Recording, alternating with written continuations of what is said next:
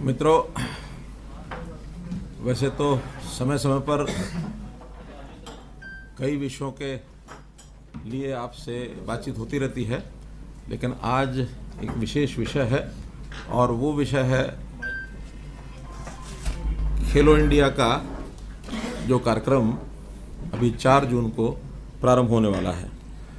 4 जून से 13 जून ये कार्यक्रम चलेगा और जैसे पता है कि इससे पहले 2 बार खेलो इंडिया हो चुका है देश के विभिन्न भागों में, और इस बार हमारा सौभाग्य है और मैं केंद्र सरकार प्रधानमंत्री जी और हमारे खेल मंत्री उनका धन्यवाद भी करता हूं कि इस बार का जो खेलो इंडिया का कार्यक्रम उसकी मेज़बानी हमें हरियाणा के लोगों को मिली है और हम इसको उनकी मेज़बानी के नाते से बिल्कुल तैयार हैं। सब व्यवस्थाएं हमारी जो तैयार हो चुकी हैं। प्रधानमंत्री जी ने वैसे तो बहुत से मिशनरी लेवल के जो काम हैं वो हमेशा हमारे सामने कुछ ना कुछ रखते रहे हैं, लेकिन एक खेल जो है ये भी उनका एक ड्रीम मिशन है कि खेल के माध्यम से हम दुनिया में अपना कैसे नाम कमाएं और कैसे अपना स्थान बढ़ाएं।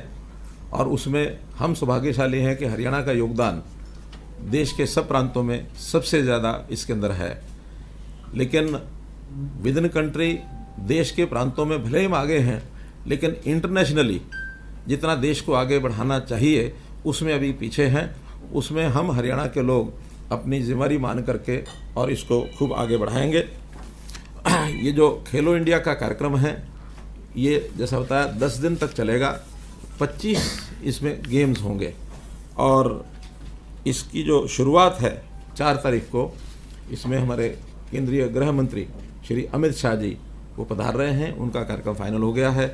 सायंकाल 7 बजे के लिए हमने जनता को बुलाया है। ठीक 7:30 बजे कार्यक्रम जो है ये शुरू होगा और उस 7:30 बजे के कार्यक्रम की शुरुआत में लगभग 8,500 तो जो खिलाड़ी हैं या उनके जो प्रबंधक जितने भी हैं, साथ में अधिकारी हैं, कोच हैं और जो सहयोगी हैं, वो सब 8,500 की संख्या उनकी रहेगी।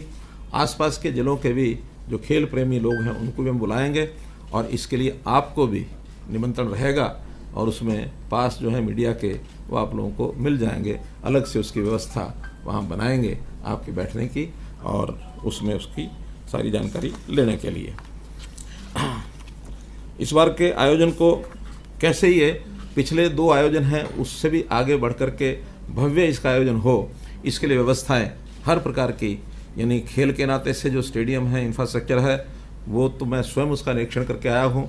हर प्रकार के खेल खेलने के लिए और बहुत अच्छा एक प्रेमिसेस ये तैयार किया गया है। न केवल पंचकुला बल्कि इसमें से कुछ खेल चंडीगढ़ यूनिवर्सिटी का जो कैंपस है उसमें भी होंगे, कुछ अंबाला में होंगे, शाहबाद में होंगे और दिल्ली में होंगे। अलग अलग खेल जो इस प्रकार से होंगे उनकी जो जानकारी है वो मैं बता देता हूँ आपको। इसके अंदर तीरंदाजी और फुटबॉल ये पंजाब विश्वविद्यालय चंडीगढ़ के परिसर में होगा। तैराकी और जिम्नास्टिक ये अंबाला में होगा। हॉकी शाहबाद में होगा। साइकिलिंग और शूटिंग ये दिल्ली में होंगे। और जो मैंने बताया 25 खेल जो इसमें आयोजित किए जाएंगे उसमें 5 खेल जो हर बार ये मौका दिया जाता है स्टेट को कि 5 कोई परंपरागत खेल जिस जो स्टेट गेस्ट स्टेट है, होस्ट स्टेट है, वो अपने नाते से 5 खेल उसमें जोड़ सकते हैं। 20 पहले से तय होते हैं। 5 जो हमने जोड़े हैं उसमें गतका है, थांगता है, कलारी पट्टू है, योगासन है, मलखम्ब है। सारे देश भर के अलग अलग प्रांतों के नाते से ये खेल जो परंपरागत खेल हैं इसको जोड़ा गया है। पहली बार हमने मशाल रिले इसका आयोजन किया है, जो सारे प्रदेश में ये मशाल रिले और ये घूम करके आएगी। इसमें मस्कट जो बनाया गया है उस मस्कट का नाम धाकड़ ये रखा गया है। धाकड़ मस्कट 3 शुभंकर ये बनाए गए हैं। ये भी सब पूरे प्रदेश में इनको हम एक प्रकार से प्रचार के नाते कहिए या लोगों को जानकारी देने के नाते कहिए, जितने हमारे प्रदेश में जितने ज़िले हैं सब जगह अलग अलग कार्यक्रमों में इनको हम भेज रहे हैं और इनका भी एक भ्रमण हो रहा है। हरियाणा धाकड़ शब्द से बहुत जाना जाता है। यहाँ का जवान भी धाकड़ है, यहाँ का किसान भी धाकड़ है और यहाँ का पहलवान भी धाकड़ है। तो अब हमारा हरियाणा इस धाकड़ संस्कृति को और आगे बढ़ाए, अर्थात सबसे आगे रहने वाला ये एक प्रकार का हिम्मत वाला ये प्रदेश है। धन्यवाद धन्यवाद। जितने भी प्रदेश हैं सभी प्रदेशों की टीमें इसमें भाग लेंगी। कल से कुछ प्रदेशों की टीमें, शायद मणिपुर की टीम कल आ भी चुकी है, मिजोरम की भी आ चुकी है, तो ये टीमें आनी शुरू हो गई हैं। सभी प्रदेशों की टीमें इसके अंदर भाग लेने के लिए और ये आने वाले हैं। इनकी सबकी ठहरने की व्यवस्था, इनके वाहन व्यवस्था, सुरक्षा व्यवस्था और केटरिंग की व्यवस्था, ये सब हमने इंतज़ाम इसके कर लिए हैं। सबके कॉन्ट्रैक्ट हो गए हैं और अपनी अपनी व्यवस्था में सब लोग लगेंगे।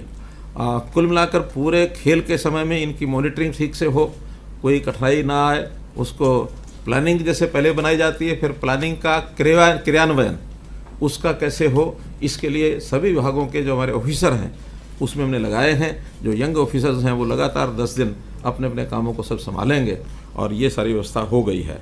निश्चित रूप से कार्यक्रम समाप्ति के बाद हम उसका रिव्यू भी करेंगे कि इस कार्यक्रम में हमने अपने आप को कहाँ पाया है, पहले दोनों कार्यक्रम, ये तीसरा कार्यक्रम, और कुछ नए सुझाव भी बीच बीच में आते हैं, नई बातें ध्यान में आती हैं, तो रिव्यू में उसको भी हम मूल्यांकन करके खास करके जो आगे देश में कहीं भी होगा कोई कार्यक्रम तो उनको भी भेजेंगे। हमारे यहाँ और कार्यक्रम राष्ट्रीय स्तर के, अंतर्राष्ट्रीय स्तर के या एशियन लेवल के, कॉमनवेल्थ के, एक सुझाव ये भी है कि एक हमारा स्थान जो बन गया है इसका उपयोग और अन्य जो खेल हैं इस लेवल के उनके लिए भी हम उपयोग करेंगे। इन संस्थानों को, इन प्रीमिसेस को एकेडमीज बना करके कुछ प्रशिक्षण इस नाते से खिलाड़ियों को हम दें, चाहे वो अपने प्रदेश के हों या दूसरे प्रदेशों के हों या अंतर्राष्ट्रीय स्तर के हों। उस नाते से कोच भी हम लेकर के आने वाले हैं ताकि वो कोच, अंतर्राष्ट्रीय स्तर के कोच ऐसे खिलाड़ियों को वो ट्रेनिंग दें ताकि ये काम भी हमारा बहुत आगे बढ़े। जैसे हम भी देखते हैं हमारे बहुत से खिलाड़ी जो अंतर्राष्ट्रीय स्तर के कोच हैं उनसे कोचिंग लेते हैं, तो हम ऐसे कोचेज़ अपने यहाँ भी अच्छे खड़े कर सकें, इसके लिए भी आह्वान किया है ताकि देश और दुनिया के बाकी लोग भी यहाँ करके सीख सकें।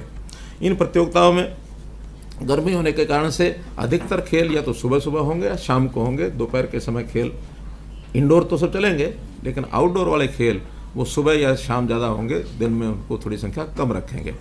कुल मिलाकर चाहे गोल्ड मेडल हैं या सिल्वर मेडल हैं या ब्रॉन्ज मेडल हैं, इन तीनों को मिला करके ये संख्या 1866 और अवार्ड्स ऐसे जो मेडल्स हैं ये इसकी रचना की गई है। अब 1866 में कौन प्रदेश कितना लेता है सबका अपना कंपटीशन है, लेकिन हम ऐसा ज़रूर मानकर चलते हैं कि हरियाणा जैसे पिछले बार सेकंड उस पर रहा था, रैंक पर दूसरा स्थान हमारा था 200 मेडल लेकर के।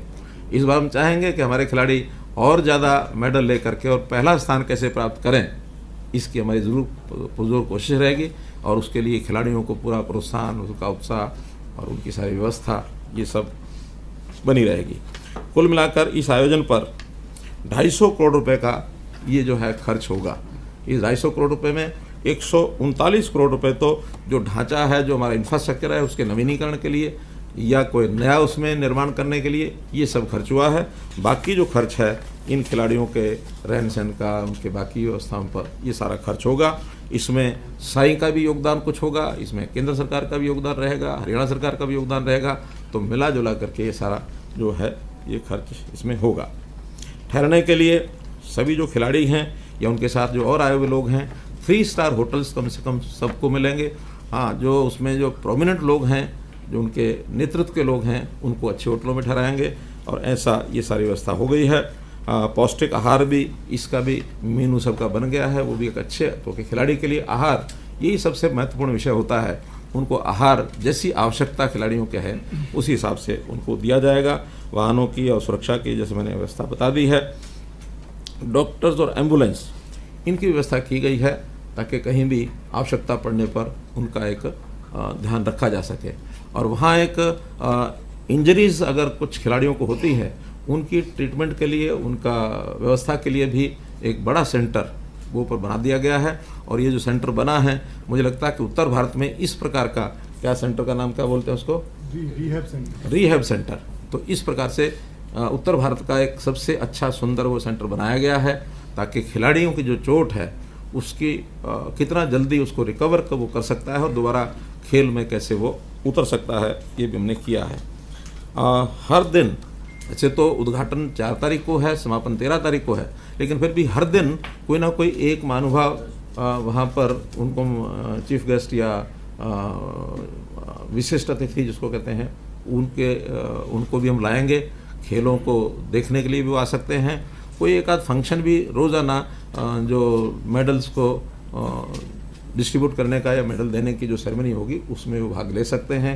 तो उसके अंदर हरियाणा के सब जितने हमारे मंत्री हैं, हमारे सांसद हैं, केंद्रीय मंत्री हैं, चंडीगढ़ के एडमिनिस्ट्रेटर हैं, पंजाब के एडमिनिस्ट्रेटर हैं, हम तो चाहेंगे कि पंजाब के मुख्यमंत्री को भी एक आध कार्यक्रम में बुलाएं, लेकिन सबका वो डिपार्टमेंट जो है उनकी जानकारी उनको देंगे, ताकि एक उत्साहवर्धन सबका उसमें हो, ये लाभ भी उनको मिलेगा।